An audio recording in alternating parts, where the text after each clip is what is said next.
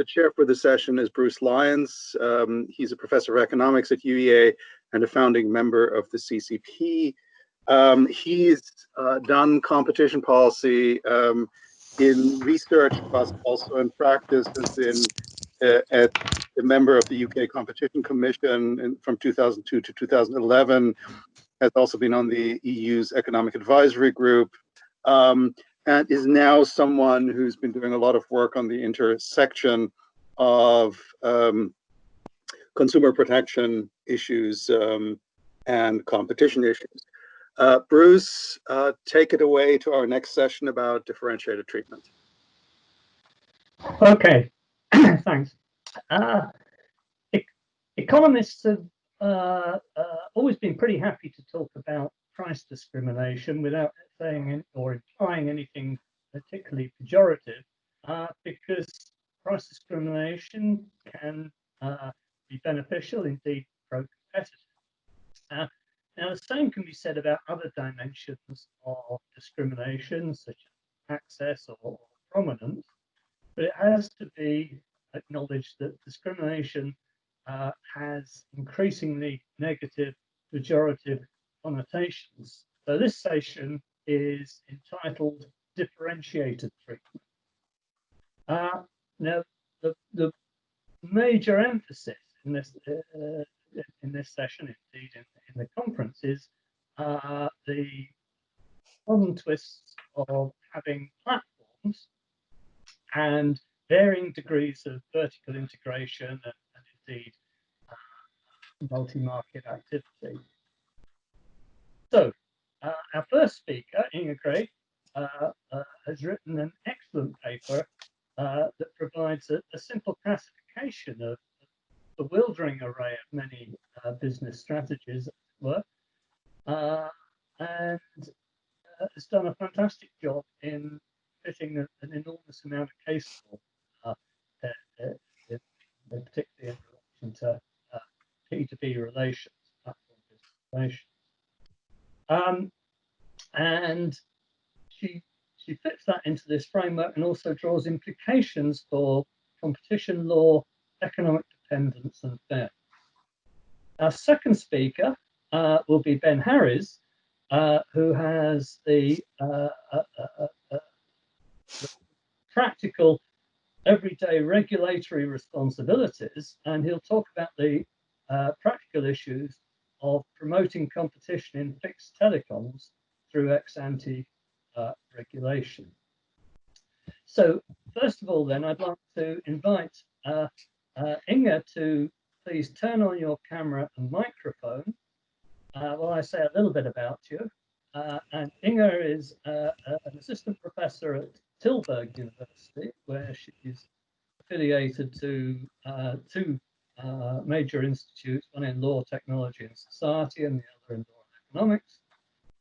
Her research is on competition law, platform regulation, and the governance of data. And she's a member of the European Commission's expert group to the EU Observatory on online platform economy. She's also a chair of the Digital Clearinghouse Initiative, which tries to bring in regulators, consumer law, and data protection. And so I'd just like to hand over to Inge.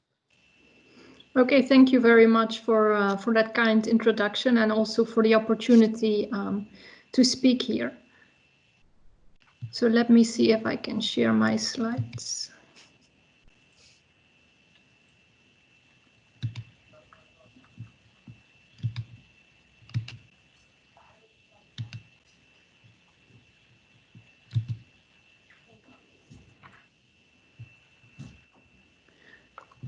So do you see my slides now? Yes. Yes, okay, then let me get started. So indeed, my presentation focuses on differentiated treatment in platform to business relations. And as already mentioned, this is tied to a paper that I've written last year that is published in the Yearbook of European Law, and it's published in open access. So if you're interested, I invite you to have a look. And as Bruce indeed also already mentioned, I'm also part of an expert group, the expert group to the online platform observatory, where indeed also one of the work streams is focusing on this topic of differentiated treatment. So the insights that I will be sharing with you today are coming from these two work streams, just as a background.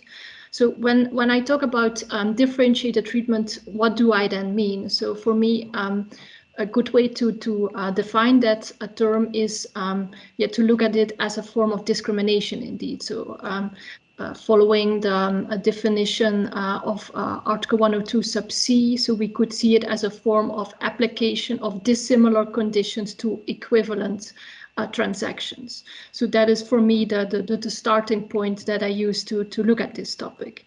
And if we think about recent competition cases in the past years and the past months, we can indeed see that we can relate many of these competition investigations to this broader notion of differentiated treatment. So a good example, of course, is the Google shopping case, where Google was found liable for promoting its own comparison shopping service, Overdose of Rivals.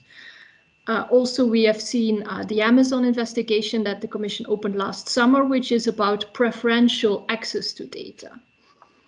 Another investigation has been opened in Italy against Amazon, and there the focus is slightly different. So there the competition authority is concerned about Amazon giving preferential treatment in terms of positions in the ranking only to those merchants that also take Amazon's logistics services.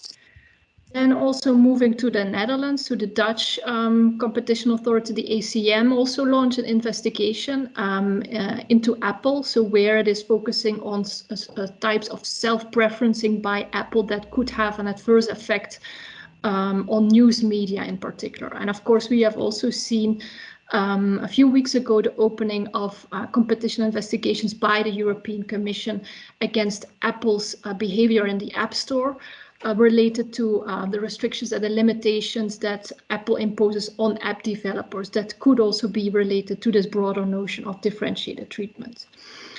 So while there is many investigations that you could relate to differentiated treatment, what the paper aims to do is to take a step back and try to show that although this broader notion is relevant for each investigation, actually there are important differences between the type of competitive harm that these behaviors of these companies cause, and that this is important to keep in mind in how we assess so how we assess the legality of these practices under the competition rules. So what I will do in this presentation is first of all introduce you to the typology that I came up with in the paper to distinguish between different types of differentiated treatment. And then towards the end, I will discuss some options of increasing the protection of businesses versus platforms when dealing with these types of behaviors. The typology that the paper comes up with consists of three different categories of differentiated treatment. So pure self-preferencing, pure secondary line differentiation, and hybrid differentiation. So let me take you through each of them one by one. So pure self-preferencing is probably the clearest category. So here we are dealing with a vertically integrated platform that gives more favorable treatments to its own affiliated services. So this is basically the behavior that we have seen in Google Shopping, and that the Commission is now also investigating in Amazon relating to this preferential access to data. So here the motive of the platform is clearly exclusionary. So the motive of the platform is to foreclose competitors in the downstream market where the platform is also itself already active.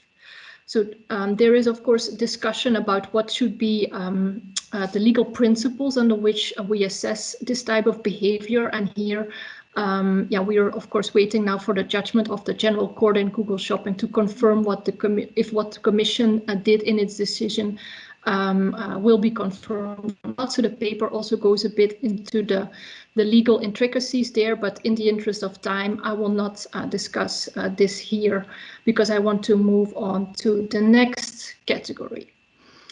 So the next category, I have called this pure secondary line differentiation, and basically the name comes from the distinction that is made in economics between primary and secondary line discrimination, where secondary line is about the harm that is inflicted on businesses in a downstream market. So what this type of differentiation consists of is that we're dealing with a non-vertically integrated platform that gives more favorable treatment to one or more non-affiliated businesses over others. So here the difference with the first category of pure self-preferencing is that the motive is not exclusionary, but is exploitative because the platform itself is not active in the effective markets. And here an example is how rankings are used in hotel booking platforms. So if you think of platforms like Booking.com or Expedia, they don't have hotel accommodation themselves, but they do also still differentiate between hotels in the ranking that they come up with. For instance, if a hotel is part of a special partnership program, then it will get a higher position in the ranking. And here I should stress that the point of this typology is not to claim that all of these types of differentiated treatment are problematic from a competition perspective, but the aim of the typology is really to determine what type of harm each of these practices could cause and also what the limits of competition law are. And here, from the perspective of competition law, a relevant precedent is the Mayo case, where there was also an instance of differentiation in a downstream market by a non-vertically integrated dominant firm. And there, especially, the Advocate General was very explicit that in such circumstances, it is actually not rational for a dominant firm to discriminate between downstream non-affiliated businesses. So it seems that the scope to address this type of harm under competition law is limited. So myself, I do believe that there is room for competition law to be more proactive, especially for the more extreme cases where businesses can really be severely harmed if they are differentiated against. And here also the platform to business regulation is relevant because one of the provisions also requires now for platforms to be transparent about the parameters that they use for determining a ranking. But again, you can ask yourself if this is really sufficient for those extreme cases. Then moving on to the third and last category, and that is the category that I've called hybrid differentiation, because it's really a hybrid between the previous two categories. So here we deal with a platform that differentiates among non-affiliated businesses, but it does so in order to favor its own services elsewhere. And with elsewhere, that could mean in another market where the non-affiliated businesses are not active. So here, the example that I showed you in the beginning of this Italian Amazon case is relevant, where Amazon tries to promote its own position in the market for logistics services by differentiating between non-affiliated businesses. But this elsewhere could also be elsewhere in the activity of the platform, or as a way to protect this overall business model. And here the interesting thing is that we are dealing with an overall exclusionary motive of the platform, because the platform wants to protect its overall operation and its overall business model. But there are exploitative elements because these non-affiliated businesses face differentiated treatment. A good example to make this also a bit more concrete is what happened with the app Unlocked. So Unlocked is an app that provides a bit of a different approach to online advertising. And if you have the app installed on your phone, the first thing you see when you unlock your screen is an advertisement. And in return for being targeted with ads, you earn loyalty points that you can then.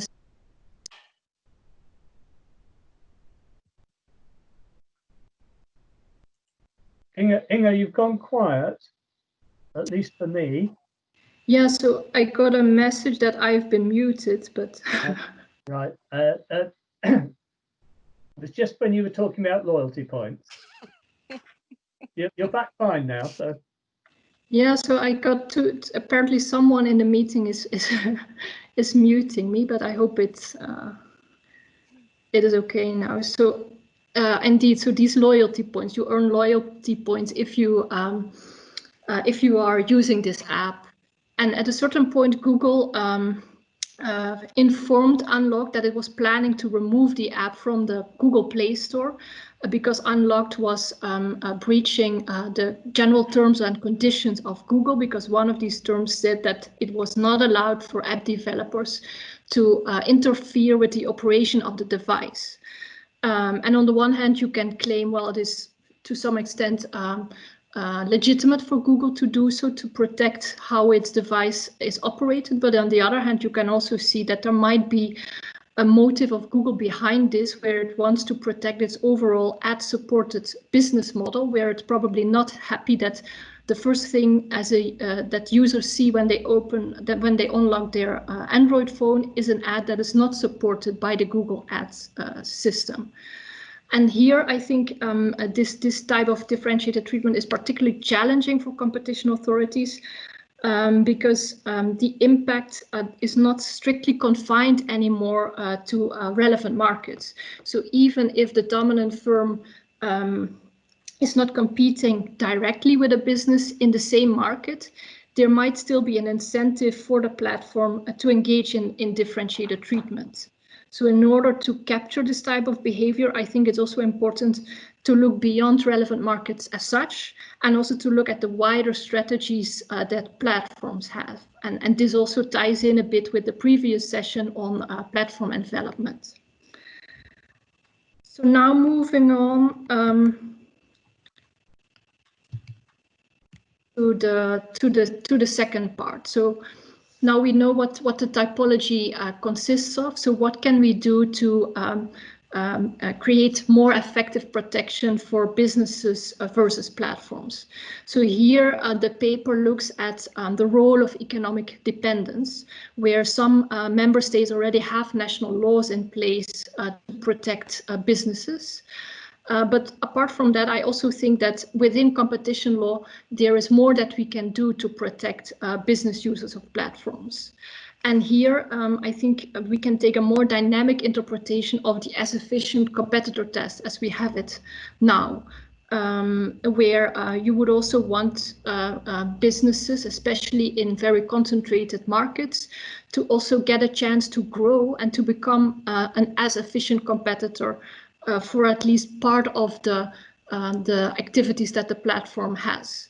So case law already supports that to some extent. Also the guidance paper on 102 already leaves open the option to go beyond as efficient competitors as such. And also in a speech, the previous Director General already referred to the ability of competition law to also protect not as yet efficient competitors. So here the point is not to protect inefficient competitors, but to protect competitors that could become efficient in the near future and at least challenge part of the activities of a platform. And apart from that, so going beyond competition law as such, the paper then also looks at platform-specific regulatory interventions. And here we now see that this is indeed also what the Commission now has in mind with this Digital Services Act, where it is exploring ex-ante regulation for significant platforms. So here, one thing you could do is to come up with a list of prohibited practices, and this is probably also what will happen in the Digital Services Act. And we have indeed also already seen that in the sectors for agriculture and food supply, there is already a directive that takes a similar approach, where certain unfair trading practices are already banned in a sort of blacklist.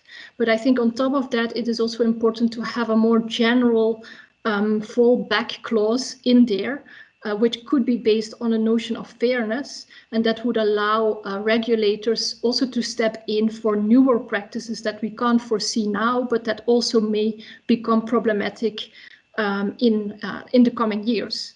And here it's interesting to see that one of the recitals of the P2B regulation already refers to such a notion of fairness that comes from earlier legislative processes relating to the draft common frame of reference that was about trying to harmonize contract law in the member states, where they refer to practices that grossly deviate from good commercial conduct or are contrary to good faith and fair dealing.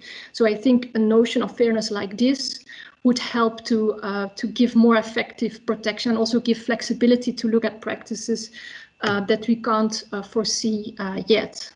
Then to come to the last point that I still want to make is that all of the things that I've said so far mainly focused on abuse of dominance in Article 102, but I think there is also a role for Article 101 here, and you also actually see that in the Amazon investigation, where the Commission also refers to Article 101 as a basis for taking action, because it could be that the way Amazon gathers data from business users can be seen as an exchange of commercially sensitive information.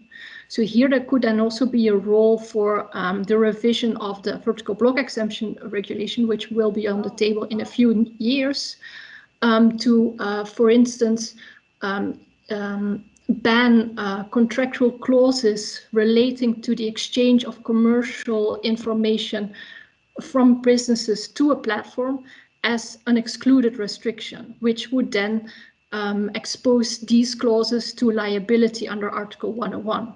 So this could also be an option where you, in a way, provide more direct protection of businesses that are now simply forced to share all of this data with a platform.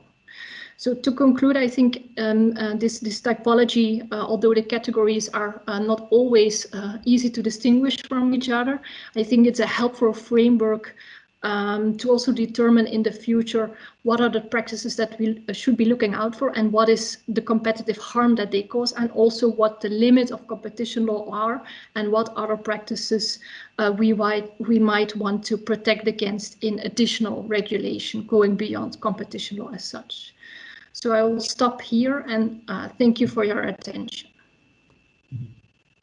Inge, thanks very much for a very clear presentation. And let me apologize on behalf of Google for muting you when you were talking about unlocked.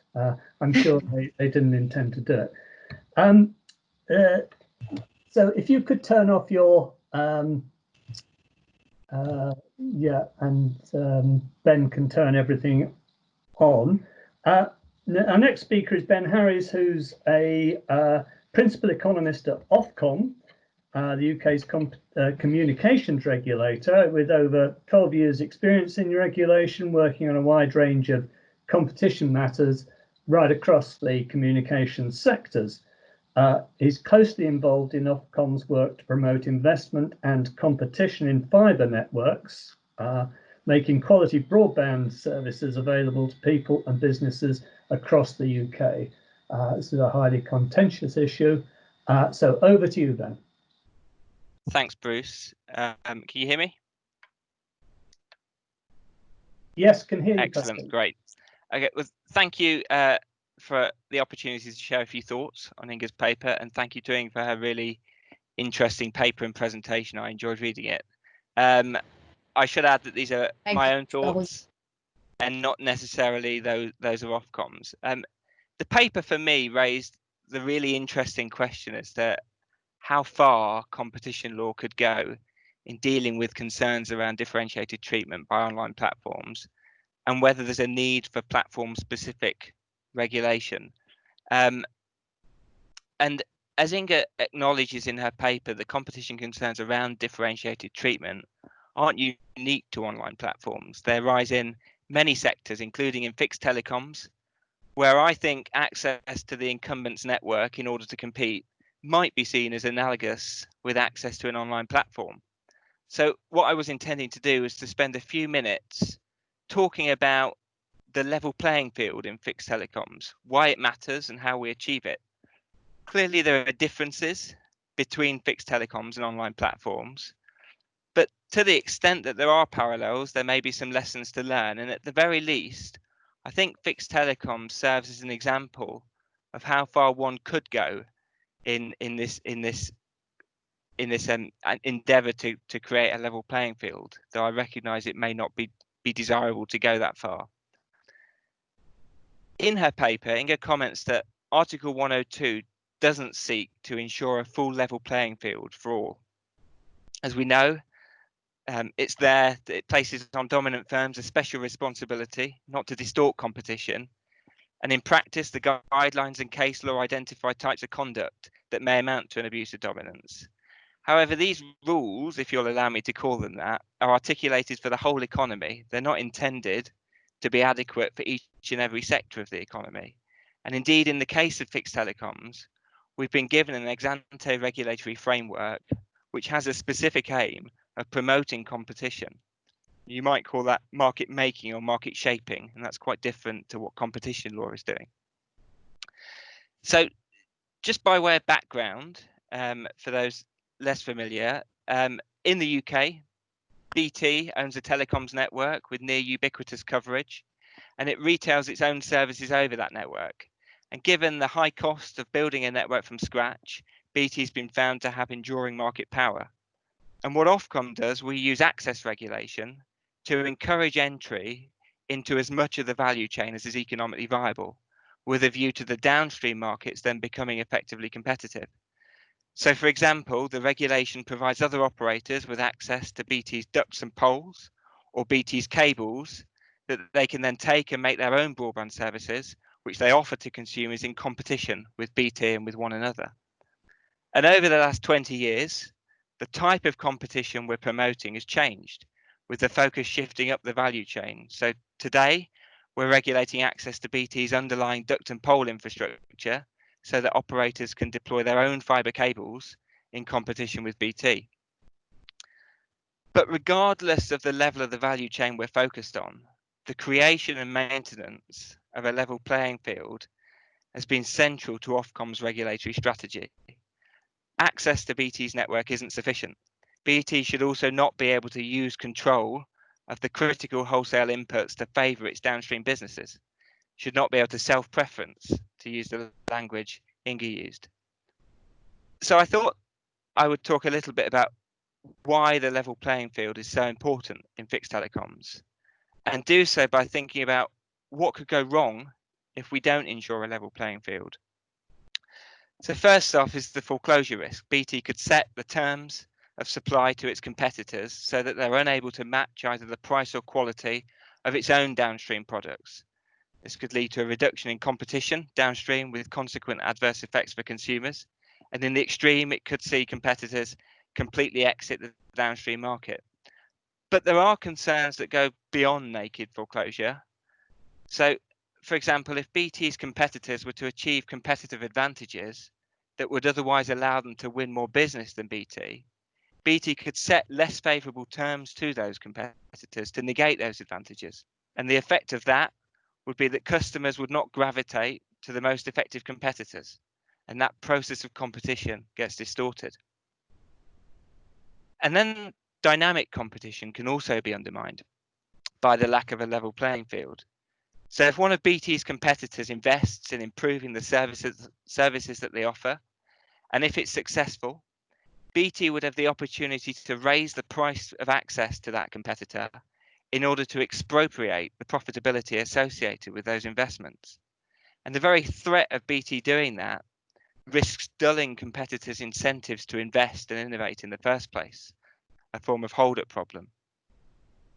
And then just more generally, the risk that these issues can arise can deter entry in the first place. Without confidence that BT can't discriminate against its rivals, competitors' confidence to enter the market will be eroded.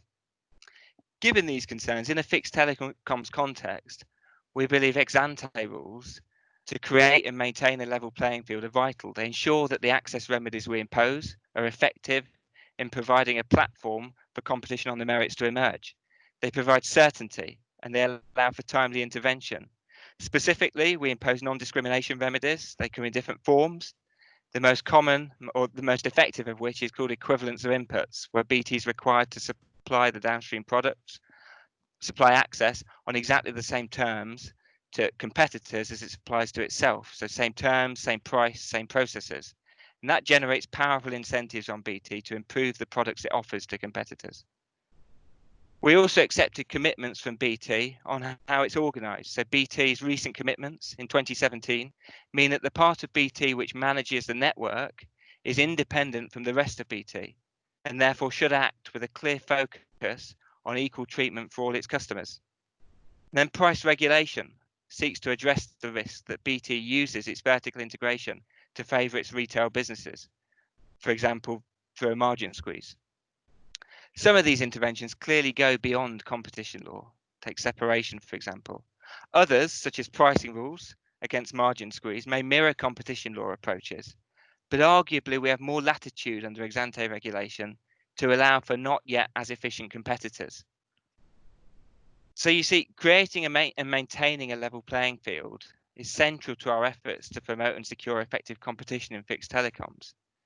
It's worth noting, and I agree with Inge's comments on being clear about the theory of harm here, that all of these interventions are clearly tied to a theory of harm.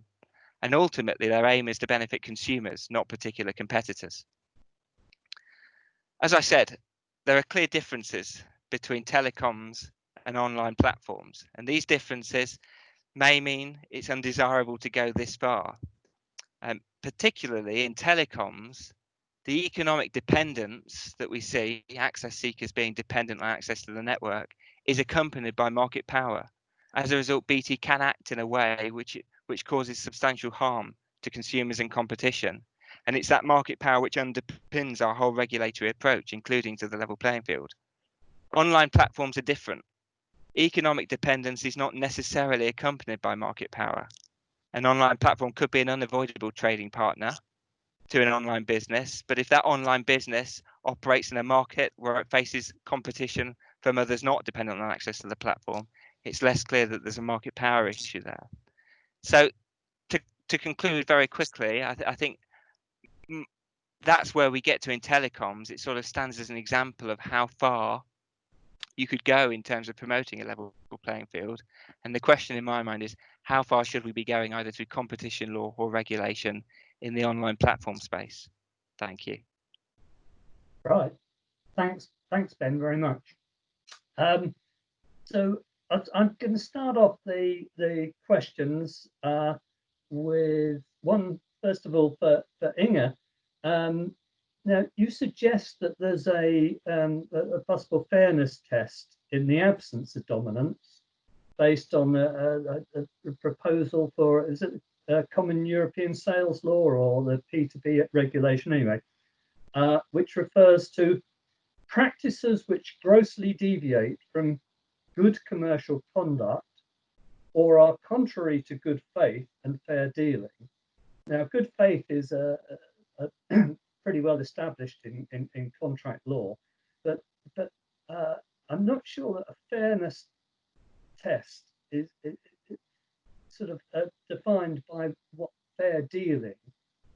And what is fair dealing? What's the foundations on which you build? We have foundations for understanding competition, but what's the foundation for fair dealing that you would envisage? As I have a question for Ben, which is,